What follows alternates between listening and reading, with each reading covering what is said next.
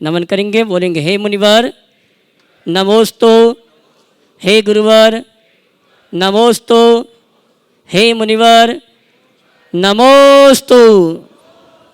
आइए गुरुवर के आशीर्वाद से हम और आप टीवी चैनल का विश्वविख्यात बहुचर्चित शंका समाधान का कार्यक्रम प्रारंभ करें। उसके पूर्व जिन्होंने गुणायतन से जुड़ने का सौभाग्य प्राप्त किया है उन परिवारों को आमंत्रित करूंगा।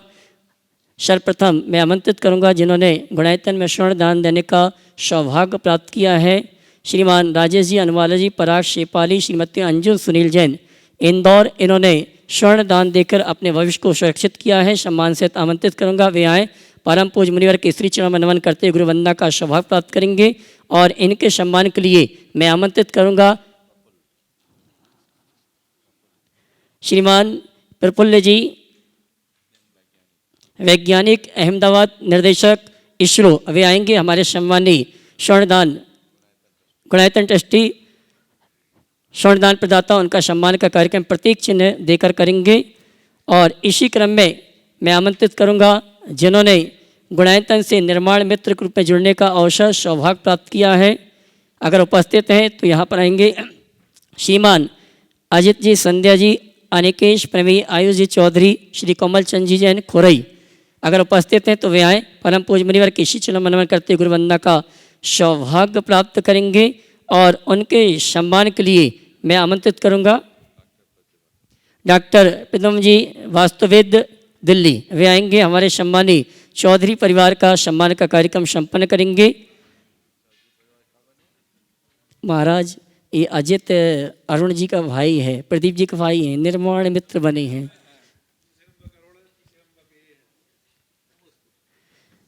महाराज जी एक एक भाई बहुत क्षमता वाला है, आप इनको आशीर्वाद दें, गुणायतन से अच्छे से जुड़ें।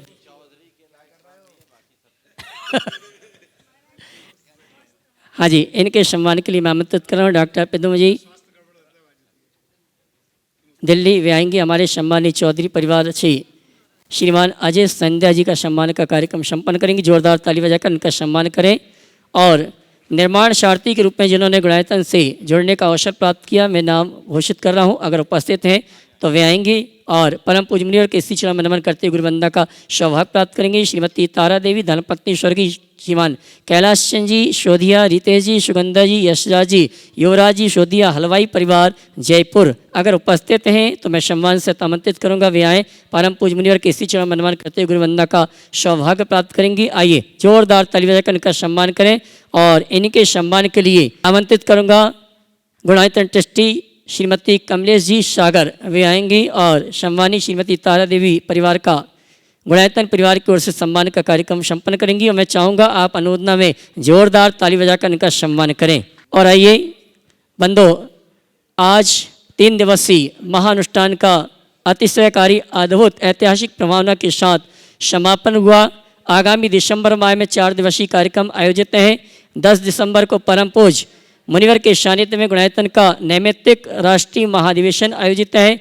और इस अधिवेशन में सभी गुणायतन परिवार के ट्रस्टी, पदाधिकारी और जिन्होंने गुणायतन से जुड़ने का सौभाग्य प्राप्त किया है, ये सभी आमंत्रित हैं। साथ ही 11 दिसंबर को परम पूज मुनिवर का अतिशयकारी पिछी का परिवर्तन का कार्यक्रम गुणायतन में दोपहर में 1 बजे से प्रारंभ होगा, जिसका जनवाणी चैनल पर 1 बजे से 5 बजे तक सीधा प्रसारण का कार्यक्रम दिखाया जाएगा। और 12 और 13 दिसंबर को परम पूज मुनिवर के सानिध्य में हमें तीर्थराज शंभे शिखर की परिक्रमा करने का अवसर सौभाग्य प्राप्त होगा। 12 दिसंबर को प्रातःकाल की वेला में गुणायतन से ये परिक्रमा प्रारंभ होगी। परिक्रमा स्थल में मार्ग में परम पूज मुनिश्री की आहारचर्या संपन्न होगी। और सायंकालीन शंका समाधान रात्रि विश्राम का कार्यक्रम नीमिया घाट में होगा। और 13 दिसंबर को पुनः परिक्रमा प्रारंभ होगी, जिसका समापन गुणायतन में होगा। और 13 दिसंबर की आहारचर्या गुणायतन में संपन्न होगी। साथ ही बंधु मैं ये कहना चाहूँगा, पारस चैनल के उन सुधी श्रावकों के लिए सूचना है जो प्रतिदिन परम पूज मुनिश्री के मंगल प्रवचन सुनते हैं। 4 दिसंबर तक थोड़ा समय परिवर्तन किया गया है। 7:13 से 8:13 तक प्रातःकाल की वेला में आप परम पूज मुनिश्री के मंगल प्रवचन, मंगल उद्बोधन क्लब पारस चैनल में ले सकते हैं। साथ ही गुणायतन की जो शांति धारा होती है उसका प्रसारण 8:15 बजे से प्रारंभ होता है और जनवाणी चैनल पर प्रतिदिन की शांतिधारा प्रवचन का सौभाग्य आपको 11:20 पर प्राप्त होगा। आइए इन्हीं सूचनाओं के साथ मैं अब आमंत्रित करूंगा डॉक्टर PN जैन साहब। वे आए परम पूज्य मुनिवर के श्री चरण नमन करते हुए गुरु वंदना का सौभाग्य प्राप्त करेंगे और उनके सम्मान के लिए मैं आमंत्रित करूंगा हमारे गुणायतन के यशस्वी अध्यक्ष श्रीमान विनोद जी काला कोलकाता। वे आएंगे हमारे सम्मानित डॉक्टर PN जैन साहब का गुणायतन परिवार की ओर से सम्मान का कार्यक्रम संपन्न करेंगे। बंधु मैं कहना चाहूँगा PN जैन साहब वो व्यक्तित्व है जिन्होंने अपने व्यक्तित्व के माध्यम से हमारी समाज के लिए बहुत उदारता के साथ सहयोग प्रदान करते हैं। मुंबई में कैंसर हॉस्पिटल में अपनी सेवाएं देते हैं और कोई भी कैंसर रोगी अगर पहुंचता है तो हमेशा इनका सहयोग का हाथ हमेशा हमारे कैंसर पीड़ितों के साथ रहता है। जोरदार ताली बजाकर इनका सम्मान करें। और आइए चलते हैं हम और आप शंका समाधान का कार्यक्रम प्रारंभ करेंगे और आज शंका समाधान के कार्यक्रम में प्रथम शंका लेकर आ रहे हैं डॉक्टर महेश जी कुरावल।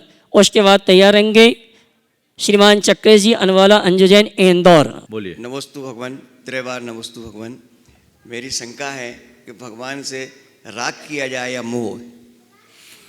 भगवान से न राग किया जाए न मोह, भगवान की भक्ति की जाए। समझ गए? और भक्ति का मतलब क्या है? भाव विशुद्धि युक्त अनुराग का नाम भक्ति है। हमारे हृदय में वो भाव विशुद्धि बढ़े जिससे हम अपने जीवन को बेहतर बना सकें। आशीर्वाद। चलिए श्रीमान महाराज जी। नमोस्तु महाराज जी। एक को ही बुलाया है महाराज जी, एक अवसर दीजिएगा। हमारे आराध्य गुरुदेव श्री आचार्य गुरु विद्यासागर जी के परम प्रभावक शिष्य द्वय मुनि राजों के चरणों में हमारे समस्त परिवार का और समस्त समाज का नमोस्तु नमोस्तु नमोस्तु। महाराज जी, जिज्ञासाएं तो बहुत सारी हैं, लेकिन मैं एक आज के विधान की जिज्ञासा पूछूंगी। हमने आज पंचपरमेष्ठी विधान किया था, उसमें अर्घों में आया था कि पुरुष वेद, स्त्री वेद और क्लीम वेद के हिसाब से जो सिद्ध पद प्राप्त किया है जिन्होंने, नमः तो स्त्री वेद सिद्धाय नपुंसक वेद सिद्धाय नमः। ऐसा है, हमारे दो प्रकार के वेद होते हैं, एक द्रव्य और भाव। शरीर की आकृति का नाम द्रव्य है और भाव भेद हमारे भीतर के भावों का है। तो भाव वेदों में विषमता हो सकती है। कोई ज़रूरी नहीं कि कोई स्त्री शरीरधारी स्त्री वेदी ही हो, वो पुरुष और नपुंसक वेदी भी हो सकता है। और कोई पुरुष वेशधारी पुरुष शरीरधारी पुरुष वेदी हो, ऐसा कोई जरूरी नहीं। वो नपुंसक और स्त्री भी हो सकता है। तो द्रव्य से पुरुष और भाव से तीनों वेद हो सकते हैं, वो विवक्षा वहाँ है।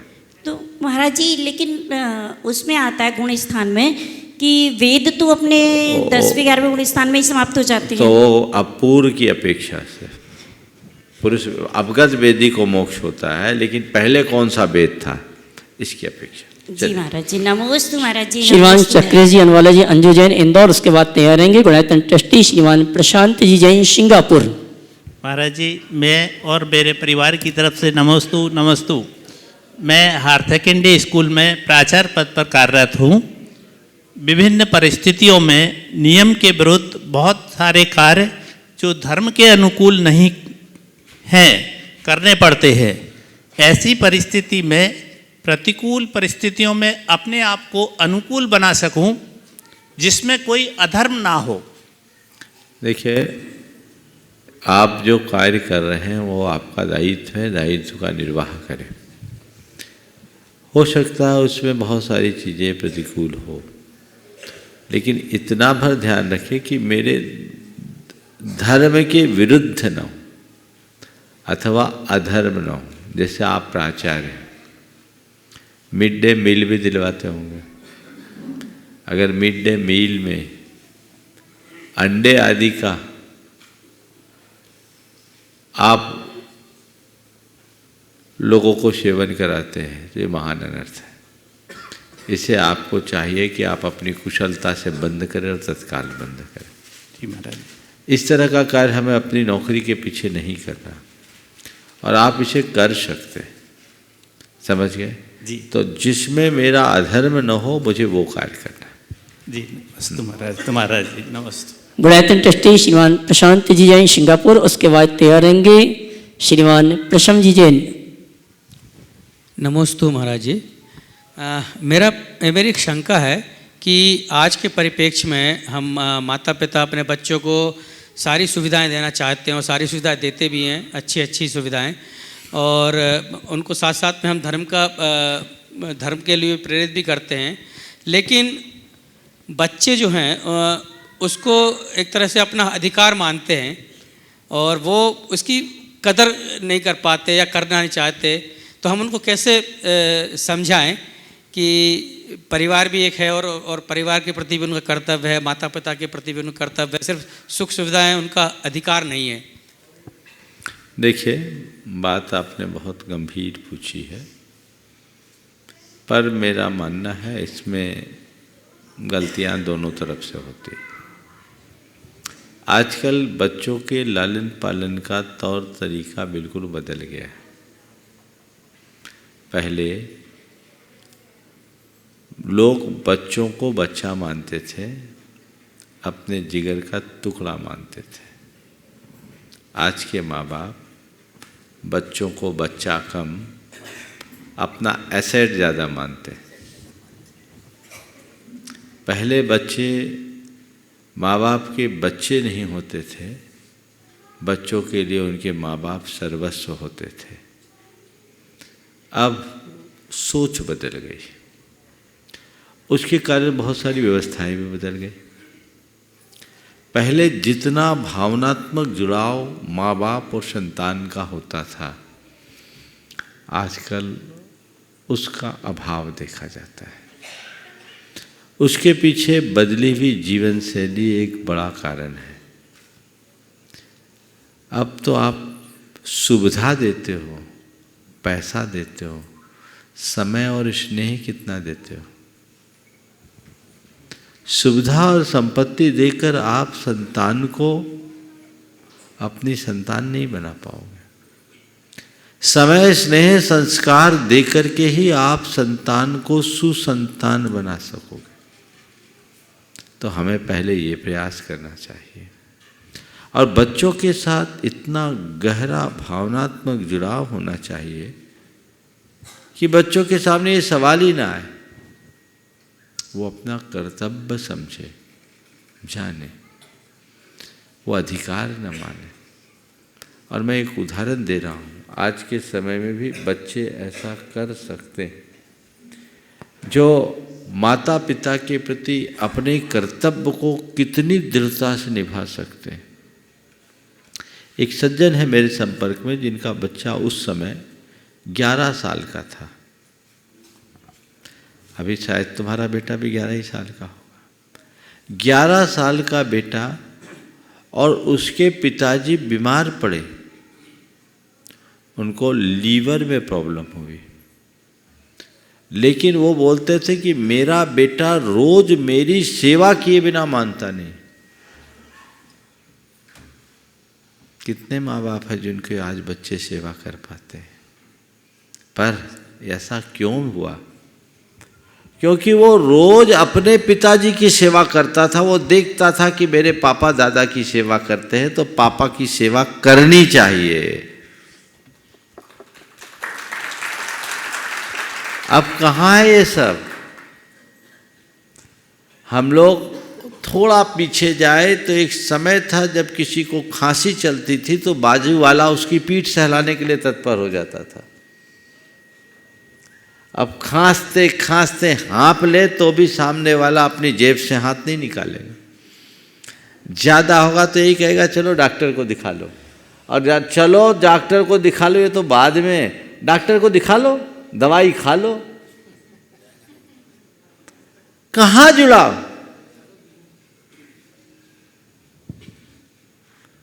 ये बहुत बड़ा बदलाव है, और ये शुरू से ही होता है। मैं एक शिशु रोग विशेषज्ञ, वरिष्ठ चिकित्सक से मैंने एक दिन बात किया। चर्चा में बात आई तो मैंने पूछा कि एक बहुत बड़ा परिवर्तन आया है पीढ़ियों में और चिकित्सा में भी। आप कितने वर्षों से प्रैक्टिस कर रहे हैं? उन्होंने कहा मेरी 28 साल की प्रैक्टिस हो गई, ये 5 साल पुरानी बात है।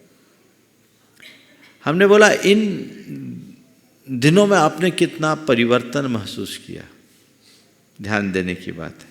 बोले महाराज जी आज से 25 वर्ष पहले मेरे पास कोई बच्चा आता था पेशेंट के रूप में, तो बच्चे के साथ उसकी माँ आती थी और दादी आती थी। बच्चे की माँ और दादी आती थी, बच्चा रोता था, माँ घबराती थी, दादी कहती थी बेटा चिंता मत कर, मैं हूं ना, सब ठीक हो जाएगा। आज इतना बड़ा बदलाव आया है महाराज कि अब बच्चे के साथ उसकी दादी नहीं आती, उसकी माँ आती है और उसके पापा आते कभी कभी। बच्चा रोता है, माँ घबराती है, तो उसका पापा कहता है चिंता करने की कोई बात नहीं, टॉप का डॉक्टर है, बढ़िया इलाज है, सब ठीक हो जाएगा। बात जिस संदर्भ में मैं कह रहा हूँ उनकी बात जो अगला वाक्य था वो ध्यान देने योग्य। बोले महाराज पहले जो पेशेंट 3 दिन में ठीक होता था अब 15 दिन में भी ठीक नहीं होता। भावनात्मक जुड़ाव का लगभग अभाव सा हो गया है, तो खामियाजा तो भोगना ही पड़ेगा और भुगत रहे हैं लोग। समझ गए? मुझे तो लगता है बस एक पीढ़ी बाद सब कुछ वेस्टर्न हो ही जाएगा और माँ बाप और बच्चों के साथ शुद्ध कैलकुलेटिव संबंध बनेगा। इमोशन ही खत्म हो जाएंगे तो फिर बात कैसे बचेगी? इसलिए हमें अभी से उसकी तैयारी करनी चाहिए और अपने बच्चों के हृदय में वैसे संस्कार जगाने चाहिए जिससे वे अपने जीवन को बेहतर बना सकें। भाई प्रशम जैन, उसके बाद तैयार रहेंगी हो गए इसी का प्रसन्न है। अच्छा, इसके बाद तैयार रहेंगी सौरभ रूपा जैन पुनः। नमोस्तु महाराज जी, नमोस्तु महाराज जी, नमोस्तु महाराज जी। मेरा नाम प्रशम जैन है और मैं सिंगापुर से हूँ और मुझे एक प्रश्न पूछना था शैया परिषय का। हाँ, और फिर वो प्रश्न है शैया परिषय। अच्छा, बोलो। और फिर मेरा प्रश्न है मुनि महाराज एक ही आसन में क्यों सोते हैं? चलो बहुत अच्छा। पहले तो ये बताओ शैया परिषा आपको किसने बताया? मेरे ग्रंथमाला 5 के पाठशाला टीचर ने बताया था। बहुत बढ़िया। आप पाठशाला जाते हो? पाठशाला अटेंड करते हो सिंगापुर में? बहुत बढ़िया। वहाँ पर प्रामाणिक समूह के द्वारा पाठशाला संचालित है और बहुत अच्छा काम वहाँ हमारी भाई बहनों ने कर रखा है। एक बार जोरदार करतल ध्वनि से उनका स्वागत कर दीजिए। और एक छोटा सा बच्चा अगर शैया परिषा कह रहा है, आजकल के बच्चे तो हिंदी में बोल ही नहीं पाएंगे शैया और परिषा, लेकिन ये बोल रहा है। इस बात का प्रताप है कि बच्चे न केवल पाठशाला जा रहे हैं अपितु पाठशाला का प्रभाव भी उनमें पड़ रहा है। देखो शैया परिषा का मतलब क्या है? सोते समय होने वाले कष्टों को सहना। मुनि महाराज जी सोते हैं, आप लोग भी सोते हैं, पर सोने का उद्देश्य अलग अलग है। आप सोने के लिए सोते हैं और मुनि महाराज थकान मिटाने के लिए सोते हैं। किसके लिए सोते हैं?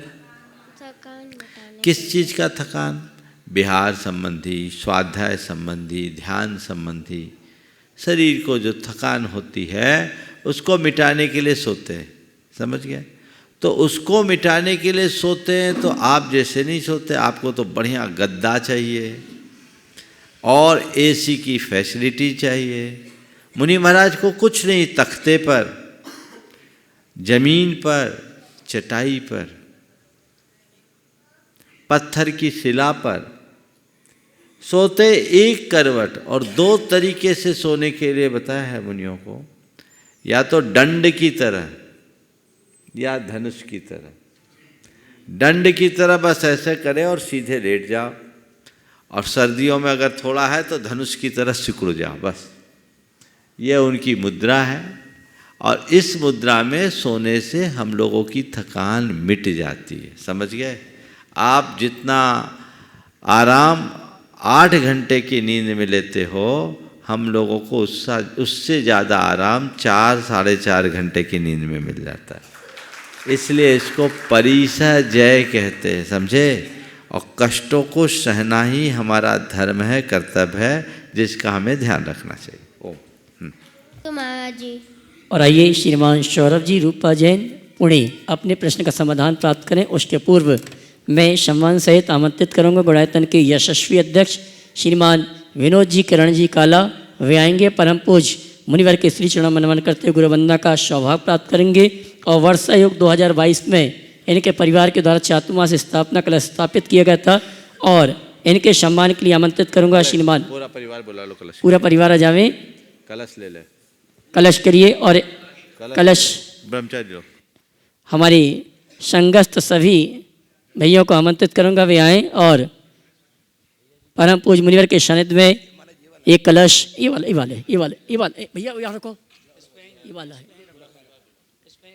मैं श्रीमान विनोद जी काला, श्रीमती किरण जी और उनके सभी परिवार के बेटे बहुओं को आमंत्रित करूंगा, वे आएँ, हमारे संघस्थ सभी भाइयों के माध्यम से चातुर्मास का कलश प्राप्त करें और जोरदार ताली बजाकर इनका सम्मान करें। बंधुओं, ये व्यक्तित्व है जिनके निमित्त से हमने आपने 3 दिवसीय पंचकर्ण प्रतिष्ठा महामहोत्सव का अतिशयकारी अद्भुत ऐतिहासिक रूप में सानंद संपन्न किया, आनंद लिया।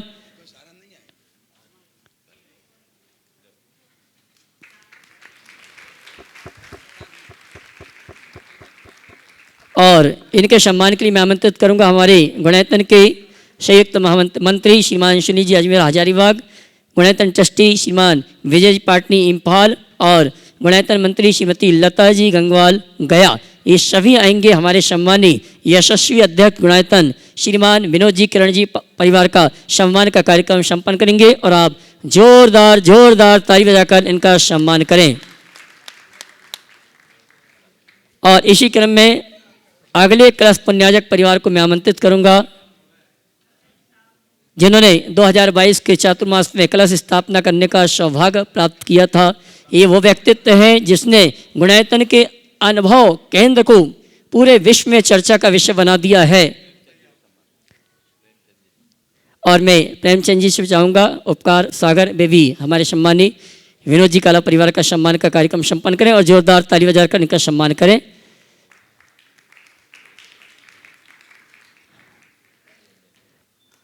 और आइए इसी क्रम में मैं आवाज़ दूंगा उस व्यक्तित्व को, उस शख्स को जिसने गुणायतन के अनुभव केंद्र को पूरे विश्व पे बहुचर्चित और चर्चा का विषय बना दिया है। ऐसे हमारे श्रीमान श्रोमणी संरक्षक अनुराग जी शिल्पी जी सोदिया गड़ाकोटा मुंबई, जिन्होंने इस चातुर्मास में एक कलश स्थापना करने का सौभाग्य प्राप्त किया था, वे आएंगे, परम पूज्य मुनिवर के श्री चरण मनमन करते गुरुवंदना का सौभाग्य प्राप्त करेंगे और उनके हाथों में कलश प्रदान करने के लिए पुनः एक बार हमारे समस्त त्यागियों को आमंत्रित करूंगा, भैया को आमंत्रित करूंगा, आ जाएं। आइए अनुराग जी सोदिया के लिए जोरदार ताली बजाकर इनका सम्मान करें।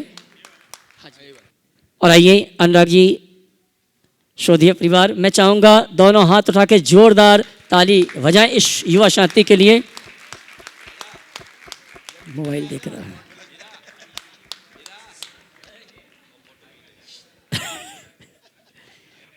और आइए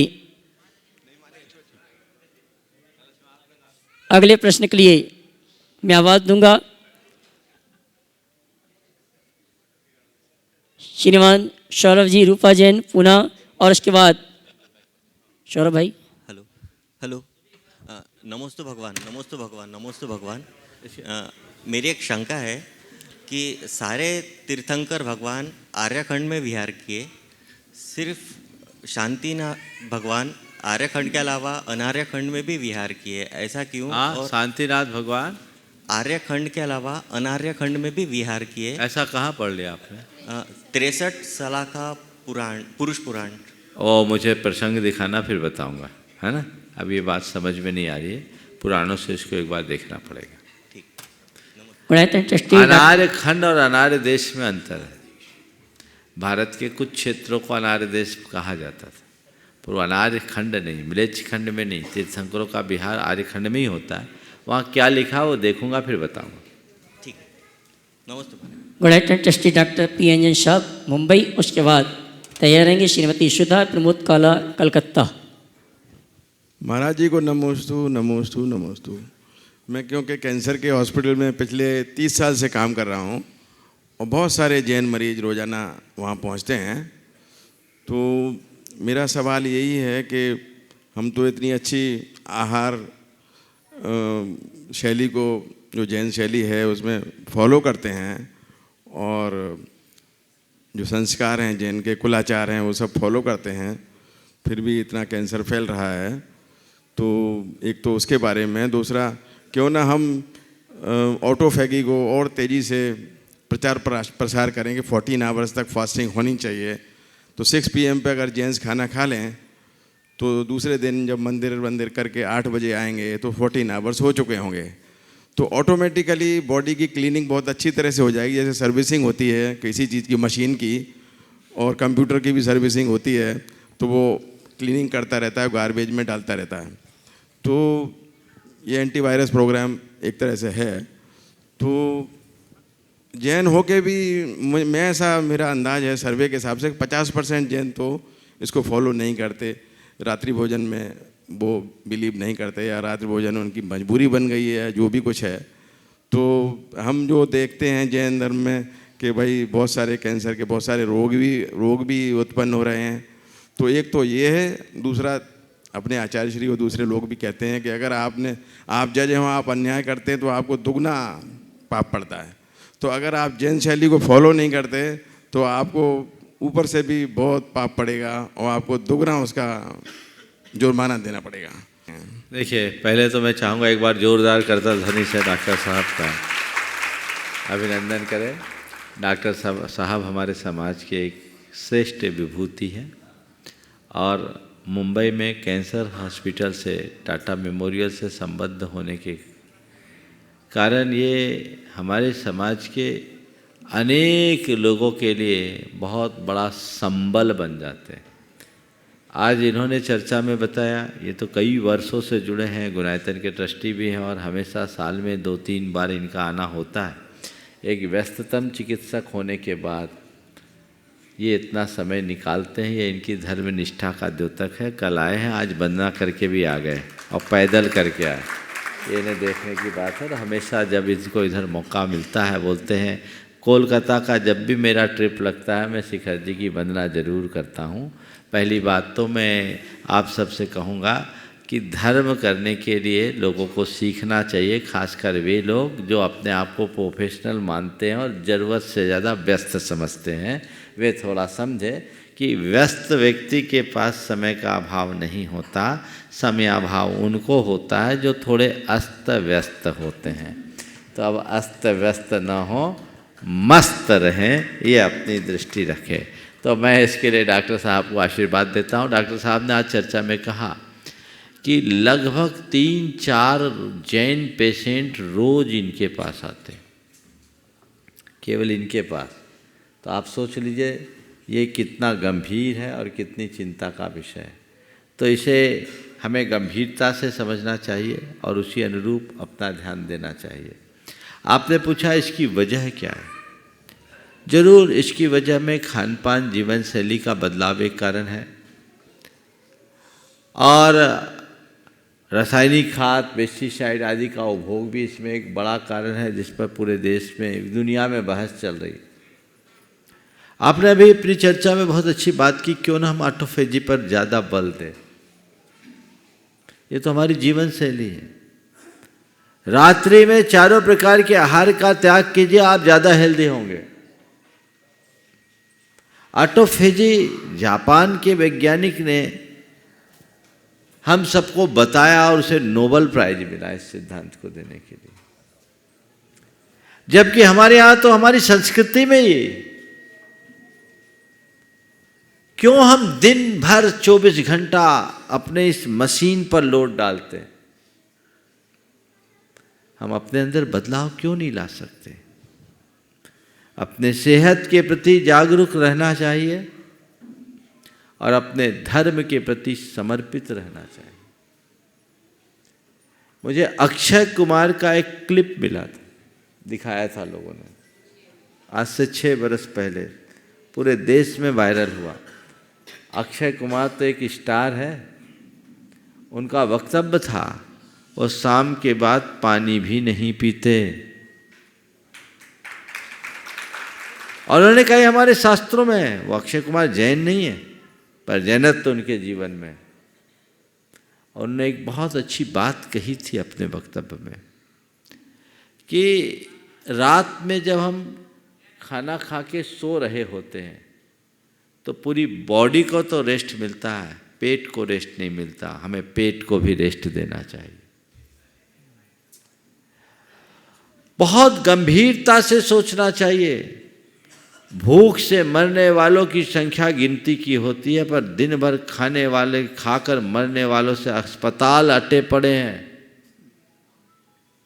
इसलिए नियमित दिनचर्या रखिए, कम खाइए, संयत खाइए, शुद्ध खाइए। बहुत तेजी से ये फैलाव हो रहा है, चाहे जिसको हर सप्ताह में एक आध समाचार तो मेरे पास आ ही जाता है। आज इन्हें कैंसर हो गया, आज उन्हें कैंसर हो गया। तो उस पर जागरूकता होनी चाहिए समाज को भी, और जवानी से ही, ताकि आप इस पर ध्यान दे सके, अपने बच्चों को भी समझा सके और ज़्यादा स्वस्थ रह सके। ठीक, बहुत बहुत श्रीमती श्वेता जी, प्रमोद जी काला, कलकत्ता। उसके बाद अगले प्रश्न के लिए श्रीमान संरक्षक श्रीमान अनुराग जी, शिल्पी जी शोधिया, गड़ाकोटा।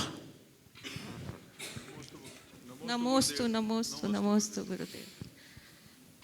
महाराज श्री, आज मेरा कोई प्रश्न नहीं है आपसे, बस मैं आपसे कुछ मार्गदर्शन चाहती हूँ आज के नए जनरेशन के लिए, जो उनका खान पान है, हेल्थ के लिए। क्योंकि हम तो बड़े हो गए, हमारे तो खून में अच्छे खाने भी हैं, नए खाने भी चल रहे हैं, तो भी हम लोग मिक्स हैं सब।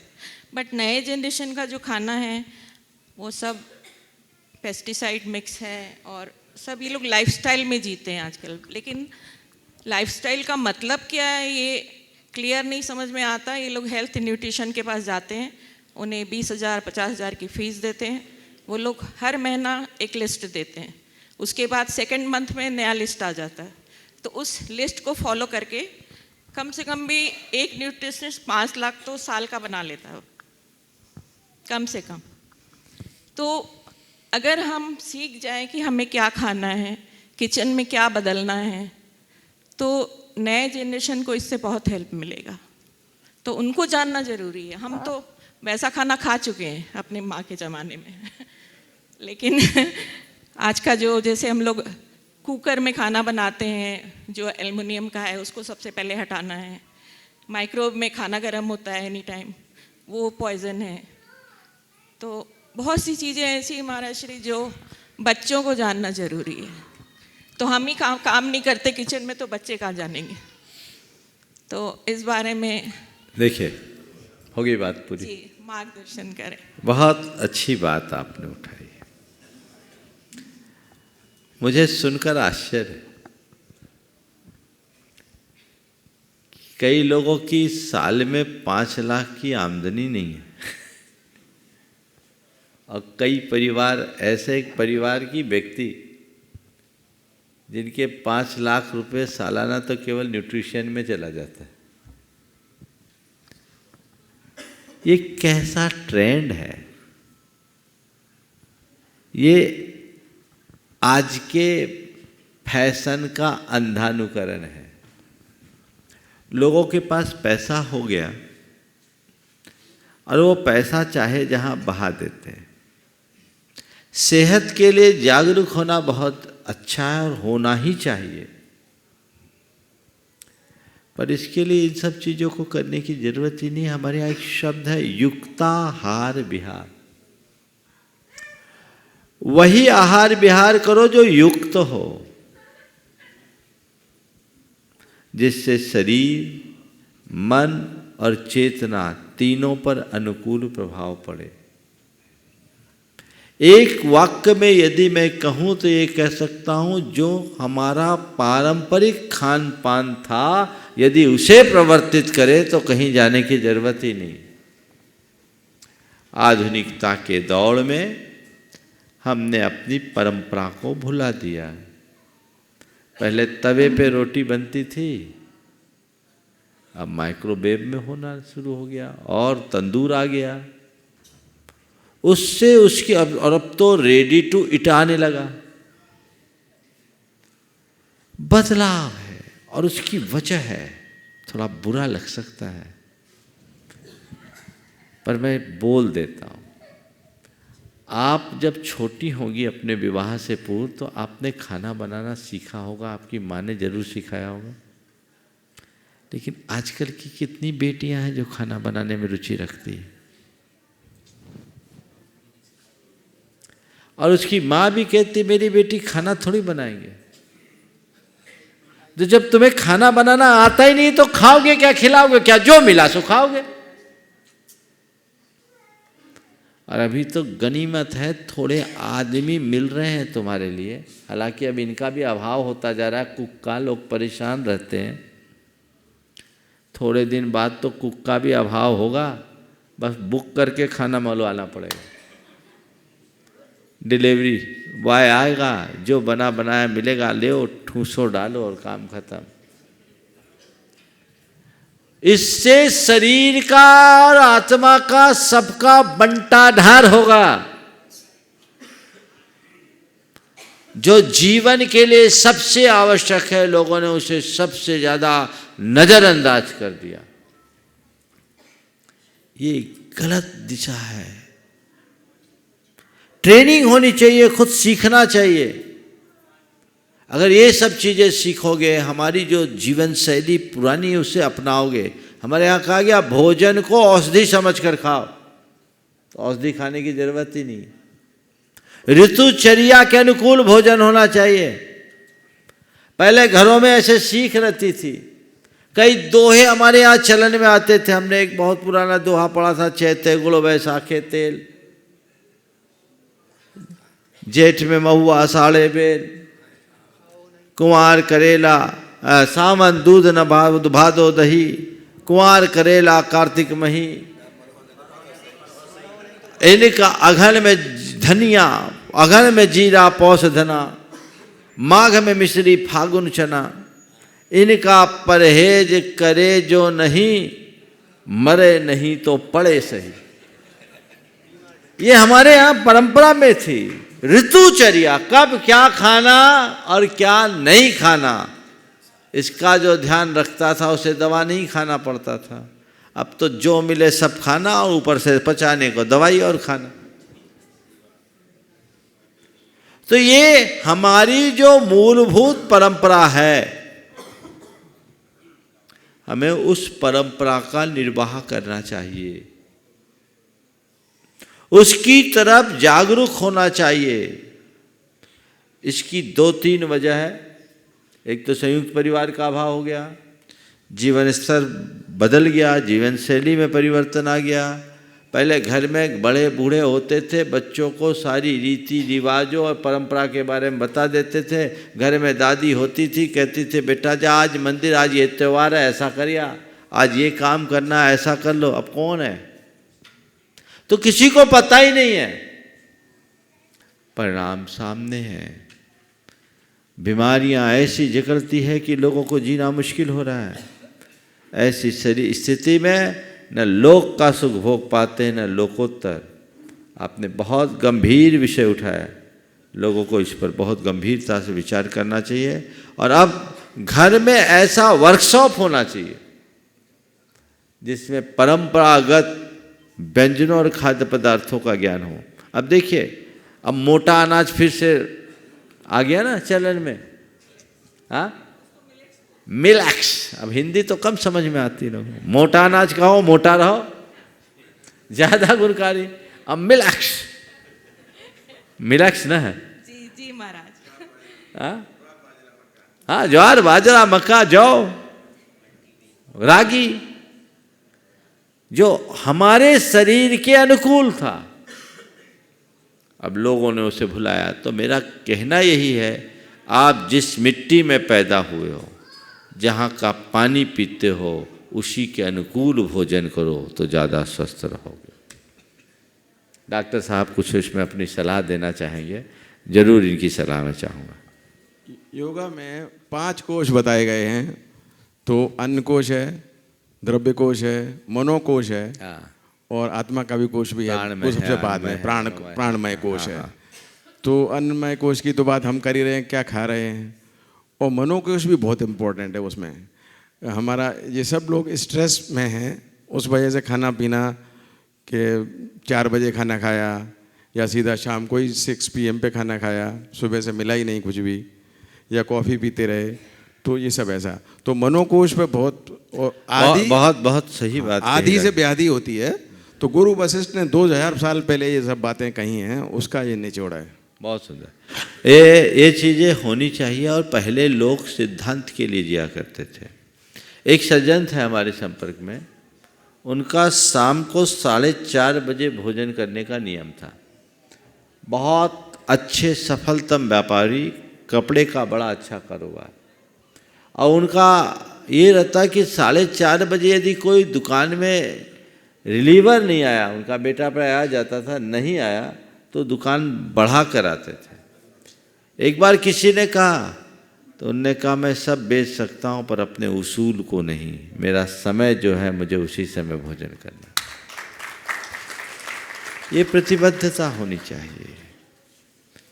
मैंने बिरला जी के संदर्भ में सुना, उनके यहाँ ऐसा शायद चलन था, जैसा मैंने पढ़ा और सुना है, कि घर में शाम का भोजन एक साथ होता था।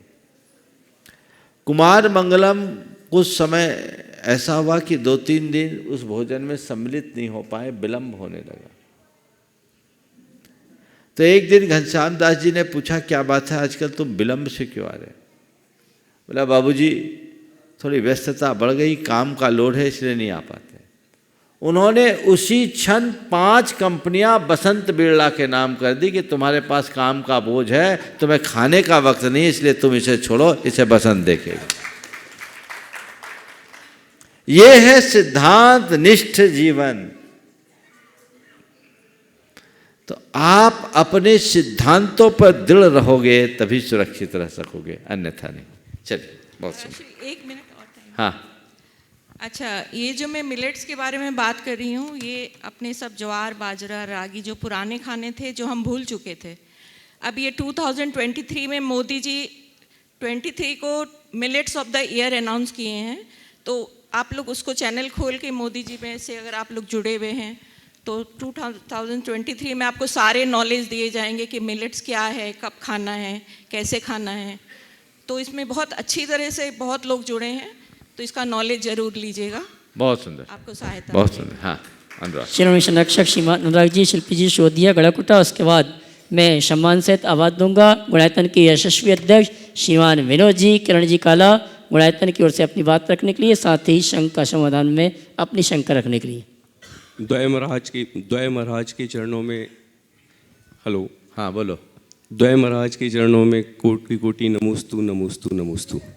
महाराज श्री, आज मेरा सवाल अपने लिए है कि जब मैंने 2009 में अपने काम की शुरुआत की थी तो बिल्कुल एकदम शुरू किया था और उस फील्ड में नया था, और आगे बढ़ने की इच्छा से मैं आगे बढ़ रहा था और आगे बढ़ता रहा। आज 2022 आ गई, आपके आशीर्वाद से बहुत ऊपर पहुंच गया।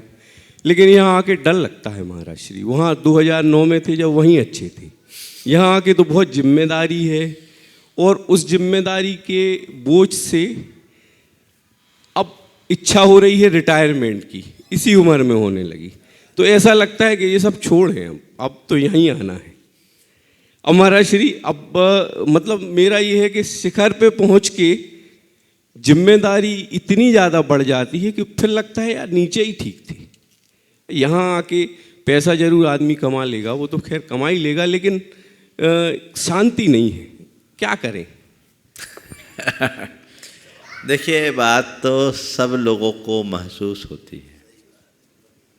एक बार अशोक जी पाटनी अपने प्रारंभिक जीवन की कहानी सुना रहे थे, तो उन्होंने चर्चा में कहा कि मैं पहले स्कूटर से जाता था, गांव-गांव जाता था, किसानों के यहाँ से अनाज खरीदता था, अनाज लेकर आता था और उन किसानों के यहाँ जाकर बाजरा की रोटी और छाछ लेता था।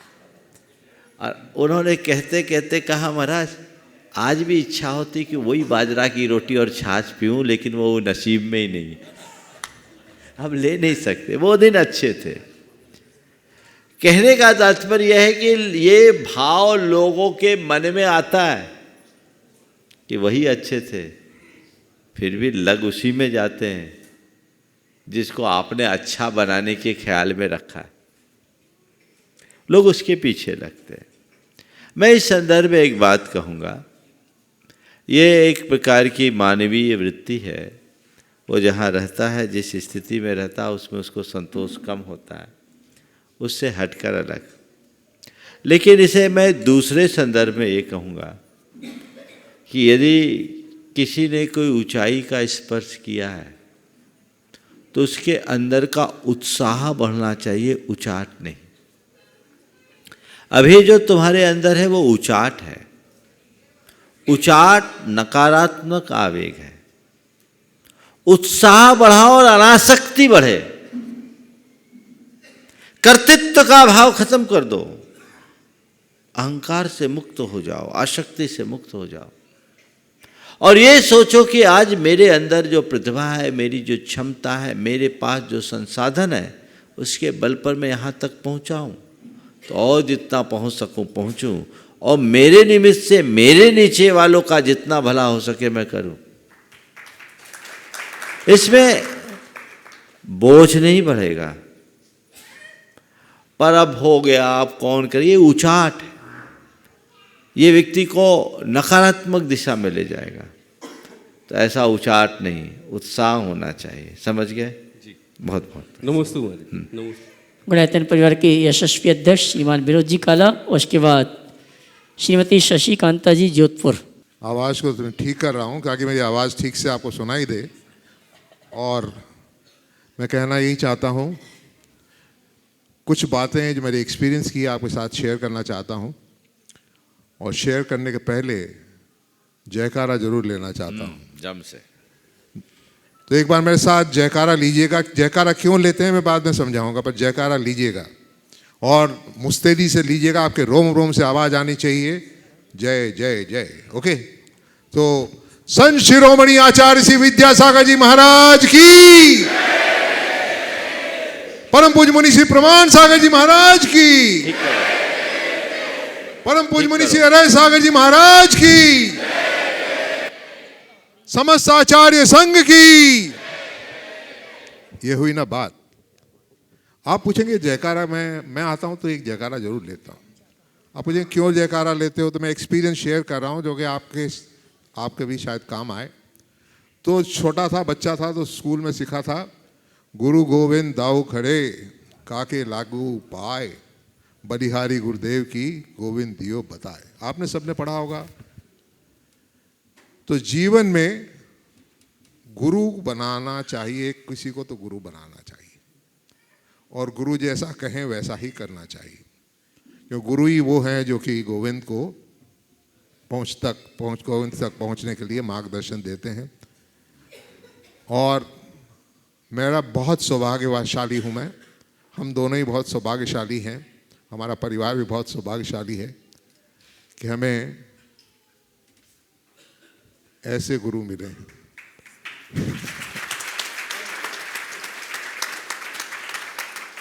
2005 में मेरा वाकया दर्शन करने गया था, उनसे हुआ। महाराज श्री कलकत्ते की तरफ आ रहे थे और हमारा सौभाग्य था कि कलकत्ते पधारें।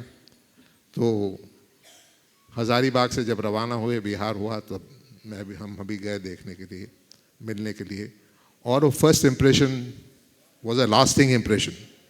पहले ही मुलाकात में ही मैं बिक गया। मैंने कहा यही है हमारे गुरु होने वाले। और फिर बाद में घटनाएं ऐसी घटने लगी। काकुड़गाछी का पंचकल्याणक होने वाला था, काकुड़गाछी मंदिर हमारे कलकत्ता में। महाराज श्री पंच कल्याण करने के लिए मेन तौर पर पधारे थे और मैं ही मंच संभाल रहा था हर दिन। उस समय भी शौक़ था यही, और शौक़ था लोग बाग मुझे कहते थे संभालने के लिए, तो मैं संभाला। महर्षि को भी मैं पसंद आ गया, और पसंद आ गया तो आज तक। पर मैं ये कहना चाहूँगा आप सबसे, ऐसे गुरु मिलने बड़े मुश्किल हैं।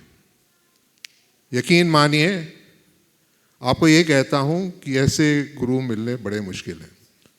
आप कुछ अपने जीवन में बदलाव चाहते हैं, कुछ करना चाहते हैं, तो एक गुरु बनाइए, पर ऐसे गुरु बनाइए जो कि उनका एक ही सिद्धांत हो, मंगल मंगल हो इस जगत में, मंगल प्राणी का मंगल हो।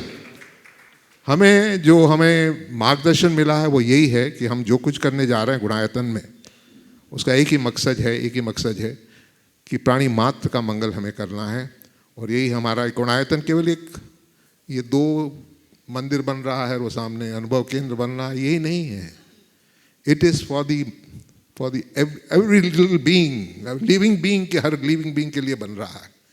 और जब ये बन रहा है, इनके मन इतना विशाल है, इतना वात्सल्य है, माने प्राणी मात्र के लिए जो मंगल चाहता है, तो मैं तो बड़ा सौभाग्यशाली हूँ कि मेरे पर कितना इनका हाथ रहा है।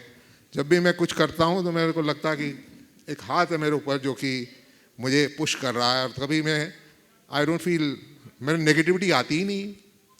I don't feel negative, I don't feel bad, I think everything is challenge and I face it very with solid heart. तो मैं आपसे ये कहना चाहूँगा, मैंने नारा लगाया था जुड़िए और जोड़िए, और ये कहता था जुड़िए और जोड़िए, रंगारंग कार्यक्रम में आपका विनोद काला स्वागत करता है। ये मेरा जब भी, और मुझे लोग बाग जब भी मिलता हूँ, कहीं तीर्थ स्थान में भी जाता हूँ, तो आपको देखा है, वहाँ देखा है, कहाँ देखा है, वो आपके शंका समाधान में देखा है, प्रमाण सागर जी महाराज के साथ में देखा है। आप बड़े जोश से बोलते हो। मैं जोश इसलिए कहता हूँ कि जोश एक चीज़ की आपकी नेगेटिविटी को ख़त्म करता है। मैं एक्सपीरियंस शेयर कर रहा हूँ, प्लीज़ 2 मिनट सुनो आराम से। तो ये अपने एक्सपीरियंस की बात बता रहा हूँ कि जोश है जो कि आपको आगे बढ़ाता है। और नेवर फील बैड। महर्षि ने एक ही बात कहा, पॉजिटिव। इनके जितने भी प्रवचन सुनोगे आप, जहाँ भी सुनो, जो भी कुछ कह रहे हैं, उसका एक ही मेन सिद्धांत है कि पॉजिटिव रहो, सकारात्मक रहो। आप यही सोचिए कि आप स्वस्थ हैं। लोग बाग हरदम यही सोचते हैं, क्या नाम, कि मेरे ये दुख है, ये दर्द हो रहा है, ये हो रहा है, वो हो रहा है। और अपनी जो जैन सिद्धांत है, जैसे कर्म आप सोचते हो पकड़ लेते हैं आपको, दर्द नहीं है तब भी पकड़ लेता। एक दिन दर्द मिट जाने वाला था, पर 10 दिन पकड़ के रखता है आपको। तो मैं ये कहना चाहता हूँ, ये मैनिफेस्टेशन जो चीज़ है वो यही है जो कि इंग्लिश में आजकल बोलते हैं। मैंने भी मैनिफेस्ट किया था, हम दोनों ने मैनिफेस्ट किया था कि हम भी किसी समय माता पिता बने, भगवान के माता पिता बने, और ऐसे गुरुवर हमें मिले। हमारा सपना एक किरण कुछ बोलना चाहती। द्वय महाराज श्री के चरणों में मेरा बारंबार नमोस्तु है। महाराज श्री, अभी इन्होंने जो बात उठाई कि हमने मैनिफेस्टेशन किया था, या जो भी मैनिफेस्टेशन अपनी जगह है, और मैंने ये ज़रूर फील किया कि जो चीज़ें विदाउट मतलब शो के या बिना दिखावे के अपने मन में अंतरंग से उठती है और उसमें बहुत प्रबल इच्छा होती है, तो वो एक मैनिफेस्टेशन तो वही हो जाता है। और ये जो अभी पंच कल्याणक जिन बिंब प्रतिष्ठा हुई, उसकी इतनी तहे दिल से हम लोगों के मन में इच्छा थी। मेरे मन में तो बहुत इच्छा थी। मैं हमेशा इनको पुश करती थी कि हम चलेंगे, अगर ना भी हुआ तो हम ऐसे ही चल के महाराज श्री के पास में जा कर के इस बात का निवेदन करेंगे, क्योंकि अभी बीच में कुछ इनका स्वास्थ्य का प्रॉब्लम हुआ था। पर ये इस तरह से ये हमारी इच्छा पूर्ण हुई, और इसका मैनिफेस्टेशन से आई डोंट नो कि मैनिफेस्टेशन इज़ वर्क और नॉट, बट मैं ये ज़रूर मुझे अनुभव हुआ कि जब भावना किसी की अंतरंग से इतनी तीव्र उठती है और उसमें कोई भी दिखावा या किसी को कुछ बोलने की कोई ज़रूरत ही नहीं पड़ती है। आगे भी कई बार ऐसा हुआ मेरे साथ में, तो वो अपने आप ही ऐसे उसके वो निमित्त मिलते हैं, या अपने आप ही वो काम ऐसे पूर्ण होता है कि मुझे कभी कभी आश्चर्य होता है। और इस बार तो मुझे इतना आश्चर्य हुआ जो मैंने कभी सपने में, हम लोगों ने इस बार कल्पना ही नहीं की थी। यही सोच रहे थे कि कितनी इच्छा थी, लेकिन शायद होगी पूरी। अभी तो एक बार ये नहीं हो सकता है, जब तक बड़ा वाला गुड़ायतन का जब हमने मन में साधा था कि हम उसमें अपना एक पद लेंगे माता पिता का, पर ये इस तरह से हमें बोनस मिला। ये महाराज जी जरूर इसमें तो कुछ आप हमें इस बारे में तो कुछ एक लाइन आप कहें कि ये ऐसा कैसे हो जाता है। जब भावना तीव्र होती है तो ये अपने आप हो जाता है विदाउट मैनिफेस्टेशन। तो आप इस बारे में क्या बोलेंगे? अब आपने देखा विनोद जी अभी फुल चार्ज में है ना। अब देखिए ये एक प्रकार का ये भावना योग है, समझ गए। मनुष्य के जीवन में अनेक प्रकार के संयोग बनते हैं, बदलते हैं, पर हर मनुष्य को एक बात अपने मन मस्तिष्क में अंकित रखना चाहिए, संयोग मेरे हाथ में नहीं है, परिणाम मेरे हाथ में है। और मेरा नियंत्रण नहीं है, मेरे भावों पर मेरा नियंत्रण है। हम अपने भावों को, हम अपनी मानसिकता को नियंत्रण में रखें और विशुद्धि बढ़ाएं, तो अशुभ भी शुभ में परिवर्तित हो सकता है। विनोद जी का शुरू से बहुत अच्छी भागीदारी रही और उत्साह भी रहा और सब कार्य में रुचि भी रखे। गुणायतन के लिए उन्होंने एक अलग दिशा दी।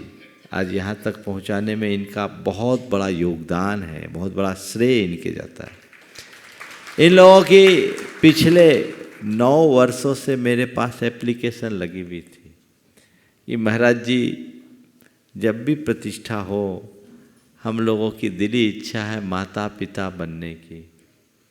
मैंने कहा देखो भाई, समय आएगा तो बताऊंगा, और वक्त से पहले हम कभी पत्ता खोलते भी नहीं, लेकिन लग रहा था कि ये सुपात्र तो है, इनका हक भी बनता है, जब मौका आएगा तो देखेंगे। अचानक कुछ संयोग ऐसा हो गया कि इनके लिए डॉक्टरों ने कहा कि हो सकता आने वाले दिनों में सर्जरी कराने की नौबत आ जाए। मेरे पास संदेश आया, हालांकि विनोद जी घबराए नहीं। मैंने इनसे कहा घबराओ नहीं, तो उन्होंने कहा महाराज क्यों घबराऊंगा, आपका हाथ है मुझ पर, मुझे घबराने की कोई ज़रूरत नहीं। बहुत अच्छा भाव।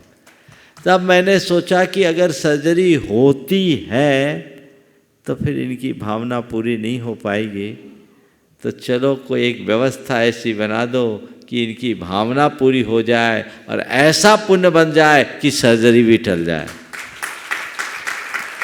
और विनोद जी और मैं पूरे परिवार को कहता हूँ, अभी इस पर विचार करो।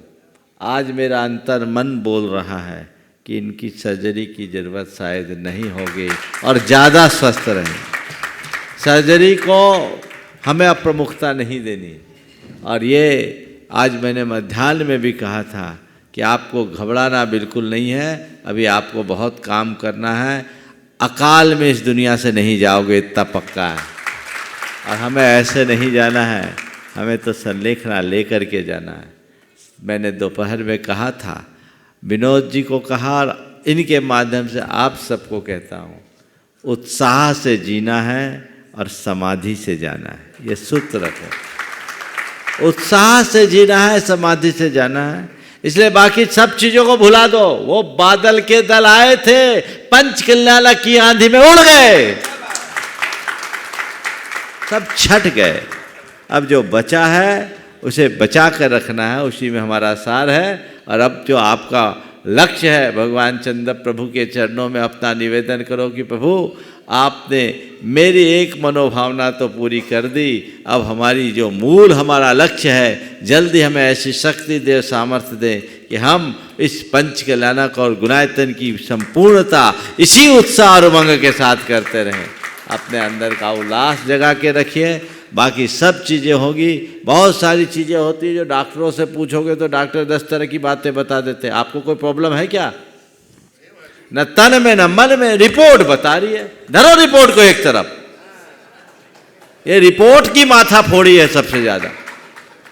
उसको लेकर पूरा परिवार चिंतित हो जाता है। मैं डॉक्टर पीएन जैन साहब से पूछा था, मैंने ऐसी चर्चा में पूछा, हालांकि ये चिकित्सक है तो यहाँ लाइव में शायद वो नहीं बोल पाए, पर मैंने उनसे पूछा कि ये बताइए कि यही स्थिति अगर आपके किसी निकटस्थ या आपके साथ आ जाए तो आप सर्जरी को प्रेफर करेंगे या नहीं? तो इन्होंने कहा, महाराज ऐसी स्थिति में मैं सर्जरी को टालूंगा। बैठे सामने प्रूफ है, समझ गए? तो कई चीज़ें ऐसी है, इसलिए हमें बहुत दृढ़ता से रहना है। अपने मन को मजबूत बनाइए। जितना आपने इन दिनों में इकट्ठा किया है वो आपके जीवन की असाधारण पूंजी है, और वो केवल इस भाव के लिए नहीं, भवांतरों में भी साथ देने वाली है। जिन बिंब की प्रतिष्ठा का पुण्य असाधारण पुण्य होता है, वो आपने बटोर लिया है और इसे संभाल कर रखिए। ये अपने जीवन की अक्षय निधि बनेगी, ऐसा विश्वास रखना है। और मैं परिवार के सदस्यों को भी कहता हूँ, घबराना नहीं, डॉक्टर शरण नहीं है, शरण तो हमारा धर्म है, समझ गए? मैं ये नहीं कहता कि मेडिकल एड मत लो, जहाँ जरूरी वहाँ लो, जितना जरूरी है लो, लेकिन सब परिस्थितियों को समझ करके ही निर्णय लेना चाहिए। हम भागने लगते हैं तो उसमें कई बार चीज़ें हमारे नियंत्रण से भी बाहर चले जाती। इसलिए आप बिल्कुल स्वस्थ रहो, मस्त रहो, नियमित भावना योग करते रहो और अपनी नौकरी चंद प्रभु भगवान के चरणों में लगा दो। अब बाकी काम कोई नहीं, बाकी काम संभालेंगे रितुम और उसके सब भाई टीम। अब बोलो, अब हमको कोई दिक्कत नहीं है, अब हमारी कंपनी से हमें कोई मतलब नहीं। जो समय बचा है वो केवल भगवान की सेवा में, धर्म की प्रभावना में हम लगाएंगे, इसके अलावा कुछ नहीं। यही पुण्य आपको आगे बढ़ाएगा। अब गोरख धंधा नहीं, प्रभु की सेवा में अपना समय बिताना है, तो निश्चित वह आपके जीवन की एक बड़ी उपलब्धि होगी। सभी को आशीर्वाद। समय काफ़ी हो गया है और यहीं पर विराम। आप कुछ बोलना चाहेंगे? ये एक बार यही कहना चाहूँगा कि आपके आने के पास इतनी सारी पॉजिटिविटी, इतनी सारी एनर्जी आ जाती है, इतने परमाणु आ जाते हैं कि अपने आप ही बिल्कुल वापस बहुत तेजी आ जाती है। बोलिए परम पूज्य आचार्य गुरुवर श्री विद्यासागर जी महाराज की जय।